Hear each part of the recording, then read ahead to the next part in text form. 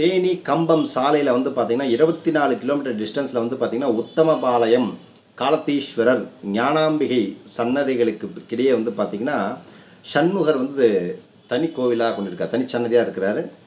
இதனால் இந்த ஆலயத்தில் வந்து பார்த்திங்கன்னா சோமஸ்கந்தர் அமைப்பு அப்படிங்கிற அமைப்பில் இருக்குது. இந்த ஆலயம் வந்து பார்த்திங்கன்னா அம்மனுடைய சன்னதிக்கு எதிரில் 9 துளைகளுடன் கூடிய ஒரு கல் ஜன்னல் இருக்குது. 9 துளைகளுடன் கூடிய ஒரு கல் ஜன்னல் இருக்குது. அதுக்கு பக்கத்தில் அமைந்து கொண்டால் அம்பிகையை வந்து முருகப்பெருமான் என் தாய் இருவரையும் ஒரு நேரத்தில் பார்க்க முடியும். அதாவது அந்த துவாரம் இருக்கு இல்லையா, அதை நீங்கள் உட்காந்து பார்த்தீங்க அப்படின்னா அம்பாலையும் முருகனையும் நேரில் பார்க்கலாம்.